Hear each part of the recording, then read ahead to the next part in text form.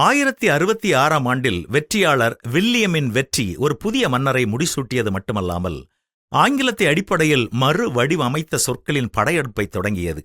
October 14, 1066ஆம் ஆண்டு அன்று Hastings போரில் நார்மண்டியிடம் பிரபுவான வில்லியம் மன்னர் ஹெரால்ட் காட்வினை தோற்கடித்து ஆங்கில அரியணையை கைப்பற்றினார். இது ஆட்சியாளர்களில் ஏற்பட்ட மாற்றம் மட்டுமல்ல, இது ஒரு புதிய மொழியையும் கலாச்சாரத்தையும் ஆங்கில சமூகத்தின் முன்னணிக்கு கொண்டு வந்தது.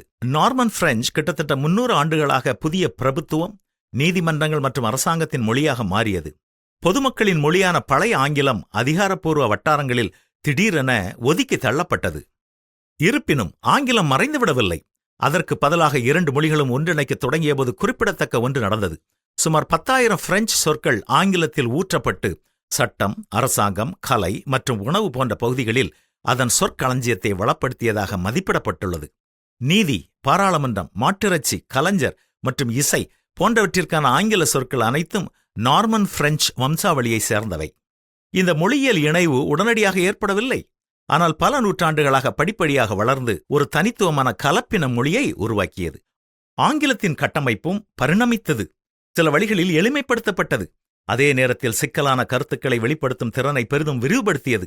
1086ஆம் ஆண்டு டோம்ஸ்டே புத்தகம் போன்ற ஆவணங்கள் ஏற்கனவே பதிவு, பராமரிப்பு மற்றும் நிர்வாகத்தில் நார்மன் செல்வாக்கை காட்டுகின்றன. நவீன ஆங்கிலம் அதன் பரந்த மற்றும் மாறுபட்ட சொற்களஞ்சியத்துடன் 1066இல் இந்த முக்கிய தருணத்திற்கு குறிப்பிடத்தக்க கடன்பட்டுள்ளது. நார்மன் வெற்றி இன்று நாம் பேசும் ஆங்கிலத்திற்கு ஒரு முக்கியமான அடித்தளத்தை அமைத்தது. அது இறுதியில் உலகம் முழுவதும் பரவும் ஒரு மொழி. பொதுவாகவே நாம் எந்த ஒரு புதிய கருத்தையோ ஆலோசனையோ ஏற்றுக்கொள்வதை குறித்து தயக்கம் கொள்கிறோம். பலர் அப்படி வரும் புதிய கருத்துக்கள், ஆலோசனைகளுக்கு எப்பொழுதும் எதிர்த்து நிற்கும் குணமுள்ளவர்களாகவே இருக்கிறார்கள். இப்பொழுது நாம் கேட்ட குறிப்பினுடைய அடிப்படையிலே ஆங்கில மொழியின் வளமைக்கு காரணம் அதை ஏற்றுக்கொண்ட 10,000 பிரெஞ்சு வார்த்தைகள்தான். சுயமான ஆங்கிலேயர்கள் தங்கள் மொழி பாதிக்கப்படுகிறது என தொடர்ந்து சண்டையிட்டு இருப்பார்கள் என்றால், இன்று உலகத்தின் எல்லா நாடுகளிலும் பயன்படுத்தப்படும் ஒரு மொழியாக ஆங்கிலம் மாறியிருக்க வாய்ப்பே இல்லை. எனவே நமது வாழ்க்கையிலும் மற்றவர்கள் கொடுக்கும் ஆலோசனை மற்றும் புதிய கருத்துக்கள் இவைகளை பெருமை உள்ளவர்களைப் போல வேண்டாம் என்று உதறி தள்ளாமல் எல்லாவற்றையும் ஆராய்ந்து பார்த்து நலமானதை பற்றிக் கொள்வோமா?